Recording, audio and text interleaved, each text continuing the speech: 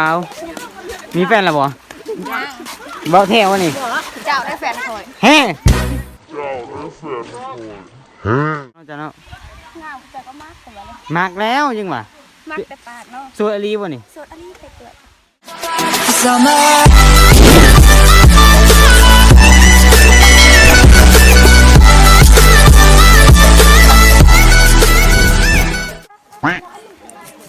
สวัสดีทุกคนเนาะมื้อนี้อยู่ข่อยแค่สตูดิโอนะทุกคนมื้อนี้แบบว่าบ่ต้องสงสัยทุกคนเพราะว่ามื้อนี้เฮาสิมาพาทุกคนมาอาบน้ำหรือว่าเฮาเองแหละสิมาอาบน้ำทุกคนเพราะว่านอกจากแบบว่าเฮาบ่ได้เฮ็ดคลิปมาโดนตื่มนะส่วนนี้ก็มีเฮ็ดเวียกเฮ็ดงานส่วนนี้นะคลิปคลิปเนี่ยคลิปตู้เนาะหน้าตาเดี๋ยวนี้มันก็อยากซุ่มๆนิดนึงนะแบบว่ามื้อนี้มันก็เป็นวันอาทิตย์เนาะแบบว่าเฮาสิพาทุกคนมาอาบน้ำอยู่นี่นะแบบว่าเขาชวนเฮามาทุกคนแบบว่าข่อยก็ว่าสิโน่เนี่ยแต่ว่าเขาชวนเฮามาเนาะปกติแบบว่าข่อยก็บ่ได้มาเนาะมาเบิ่งน้ำเขาอาบน้ำอยู่นี่ว่าเบิ่งมันกล่องมันขึ้นเทิงไงว่าพี่กล่องไอ้พี่ก่อนทุกคนตอนนี้ห้ามมาอยู่โฮมก่อนมันบ่มืดหรอกมาอยู่โฮมก่อนเจ้าหน้าที่กะสิลงไปต้นนะไปวางทีมงานเฮากระต้นเนาะตอนนี้เฮากะสิไปเฮาสิต้นไปซอดนึงน่ะคน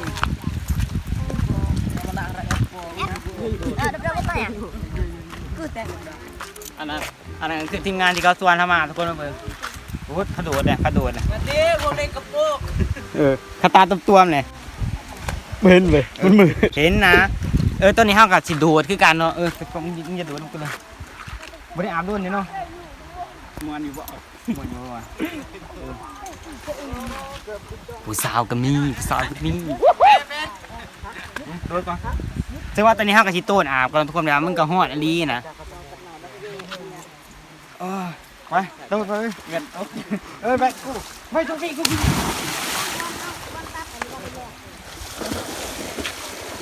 ไม่ต้องพี่กูก็อยู่นี่นะจ๊ะหนึ่ง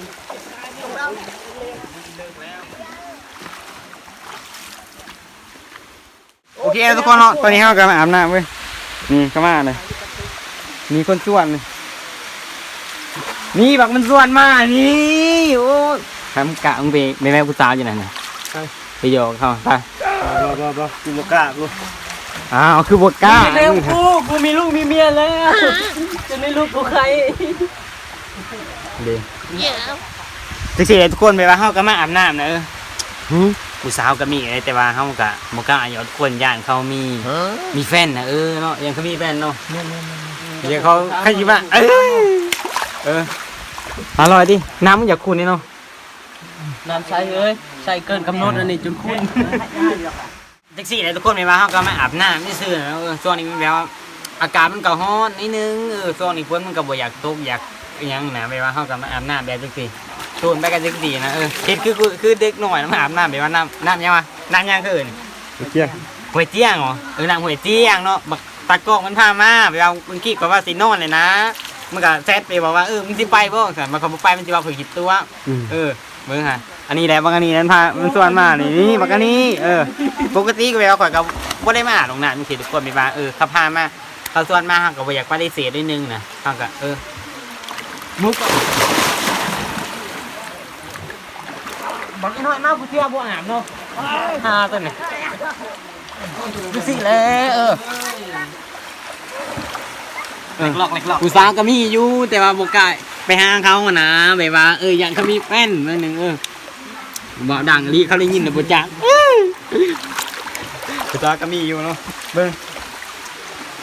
คลิปแต่ก่อนข่อยกะแบบว่าข่อยก็มาในตอนเขาเป็นเด็กกับปู่เขามาอาบอยู่นี่แล้วเขาก็ตะลุลงนี่นะเบิ่งเห็นอยู่ตะลุลงนี่นะส่งขาตัวนึงเศร้าตะลุเลยส่งขาตัวนึงคันใครอยากไปเบิ่งคลิปเก่ากะเอาคืนตอนนี้นะทุกคนไปเบิ่งเลยเด้อคลิปเก่าแบบคลิปตอนช่วงนั้นเป็นเด็กกับปู่เราไปมามักอ่านนานอยู่นี่แหละเห็นเด็กน้อยตะลุเท่ากับตะลุน้ำเขาอ่ะนะพอกระลอกตะลุด้วยกัน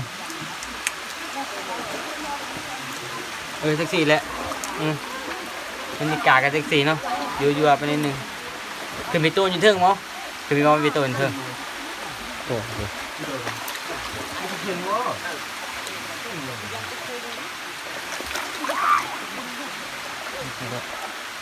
แท็กซี่มาอาบน้ำซื้อช่วงนี้แบบว่าเฮาก็บ่ได้ทีมเนาะทุกคนแบบว่าเฮ็ดเวียกเนาะเฮ็ดธุรกิจมืดเบิ่งตาก็ยังรูปเลยนี่ ตัวลูกตาโกนเมื่อไหร่โตมันก็อยากลงนิดนึงจอยเนาะไปว่าเข้ากันลูกแต่ดึกแต่เดินนะไปว่าตอนนี้เฮ็ดเวียกงานนะมันมีแนวอยากได้นี่คนนึงเฮาก็เฮ็ดเวียกไปนิดนึงเนาะไปว่าเฮาก็มื้อนี้เฮาก็มีโอกาสวันอาทิตย์เนาะมื้อนี้เป็นวันอาทิตย์แล้วก็มาเล่นน้ำหมูน้ำคูไปนิดนึงบางนั้นชวนมาก็มา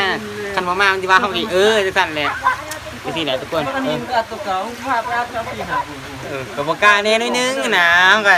ตอนนี้ก็สิขึ้นไปเทิงทุกคนขึ้นไปเทิงเนาะแบกขึ้นไปอาบแดดนิดนึงมาขึ้นไปเทิงนะโดนเขาจะขึ้นไปเทิงทุกคน แกส่งมานะกูยันลูกกูไข่ใส่แว่นลูกแว่นลูกไข่เพิ่งจับกูเต้นมือเนี่ยห้ามไปเลยนะ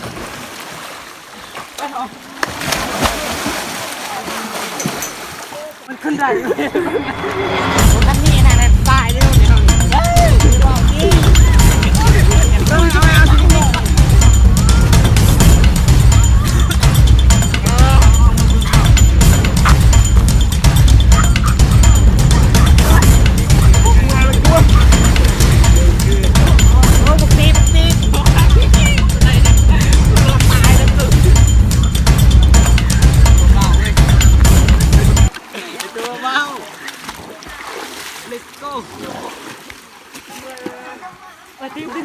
จะเอาภาษาก่อน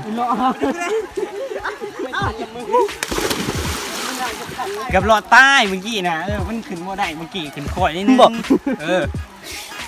ทุกคนมาเบิ้งอยู่เทิงยกดีกว่าเบิ้งสิแหละเบิ้งบรรยากาศอยู่นี่ก็เป็นน้ำน้ำยัง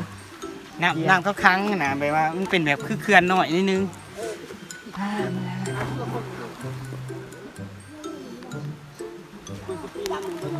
มาต้องใส่ทุกคนว่าเป็นยังคนใส่เป็นตาโซนนี่ตามันเนี่ยว่ามันอยากลุกๆโกนนิดนึงนะก็อัดแน่ตัวนี้เนาะเหมือนคำสีบอกเลยเอาขอบใจตะกล้องอันนี้เหมือนคำสีบอกเลยเบิ้งเอาทุกคนฮะเบิ้งกับเบิ้งไปมึงบรรยากาศที่นี่ทุกคนบริมาโดนเลย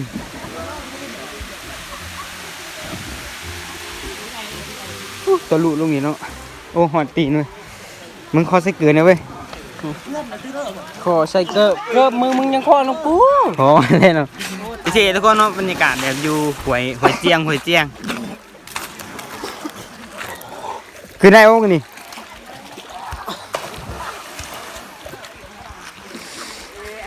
ผู้สาวเสือขาวทุกคนเห็นบ่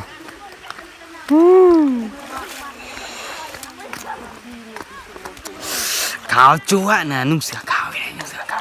เห็นมืดเห็นบ่เดี๋ยวลูกไข่ลูกนาวเรากำลังปรึกษาหารือกันว่าสิอาบต่อบ่คือบ่อาบนะ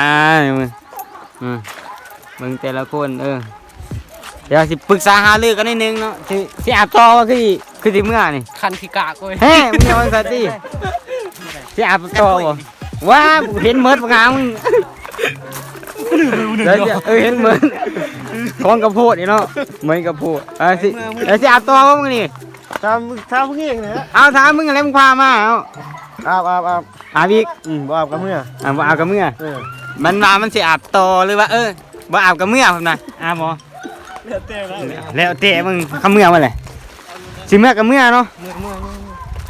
คลิปนี้สำหรับคลิปนี้เฮาก็แบบว่าเฮากับเมื่อทุกคนแบบว่ามันมาอาบน้ำซื่อๆนะแบบว่าเฮาก็มันฮอดหน่อยนึงเฮาก็มาอาบเนาะเดี๋ยวเบิ่งบรรยากาศจุดนี้ทุกคนได้อยู่จัง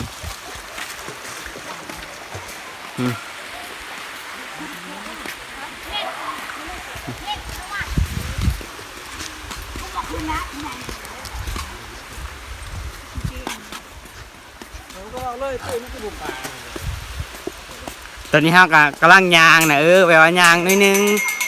แดดเป็นแดด เอาผู้สาวที่ โอ้ผู้สาวมีแฟนแล้วบ่บอกแท้วะนี่ เจ้าได้แฟนคอย เฮ้ตัวมุงที่การ เจ้าได้แฟนคอย ที่การอีกอีกสี่ดียาโตแล้วเนี่ยนี่เว้ยโ โอเคแล้วทุกคนเมื่อกี้บุษราเขาก็หยอดกระตุ้มไปนิดนึงนะก็เคินไปเนาะไปปะไอ้แค่ตัวลาว แค่ซื้อบ่ แมน เออง ามเนาะจ้ะเนาะ งามแต่ก็มากแต่ว่าเลย มากแล้วยังวะ มากแต่ปากเนาะ สวยอลีบ่นี่ สดอันนี้ไปเกิด คือกล่องกันเลยบ้างบุษรามาเล่นน้ำจีบบุษราหน่อยนึงนี่นะแล้วพอเป็ดเราก็หายไส้เป็ดจะมีอยู่ นี่ คือลูกไปชื่อจะไหน เคยกินเฉยๆแต่จะมาคิดผักแล้วนะ ไอ้แค่ตัวลาวนี่แหละค่ะเนี่ยวางเลยหนึ่ง วาง ตัวจริงบ่เพื่อนในหู ตัวจริงแท้ หืม ในหู นั่นบ่ฮะ ยันติดโควิดเนาะ บ่บ่ยา บ้า เดี๋ย น ว ได้คนอื่นมาจะบอก นี่นะ ไอ้หนู รักษารักษาวิจัยจะอยู่บ้านไหนเจ้า อุดมเชื่ออุดมสุขนี่บ่เออ บอกอะไร โอเคเนาะ แม่นเหรอแล้วมีแฟนเหรอวะ เขาก็ยังคืนไปสัญญาณพื้นมีเนาะงามปะนี่ นี่เขาเอามาแล้วนะ แม่เนี่ยนะท่านจะแป้นจะท่านจะมีแป้นจะห้าคนที่ บอดอกบะหมี่สดเดิมกัน ฮะผู้สาวทุกคนไปว่าแล้วก็โซดแล้วว่าโซดขนาดเอากะแล้วว่าโซดห้ามกะอยากจีบแล้วนิดนึงเวลาห้ามกะจีบซากระโบเป็นนี่นะ ไข่เจียวเป็นสด พวกเราก็รีซ้อนก็ได้เนาะซ้อนข่อยบ่ ละเมื่อละ ขอบใจเนาะ ข่อยเอาขอบใจ ซื้อแพ้ข่อยแค่เรื่องตัวลาวเนาะไอ้แค่ตัวลาวโอเคทุกคนเนาะสำหรับกินที่ห้าวกะต่อได้นึงนะเจ้าได้อยู่บ้านเลยอ๋อฮะ บอก สำหรับกินนี้กะสิเมื่อก่อนทุกคน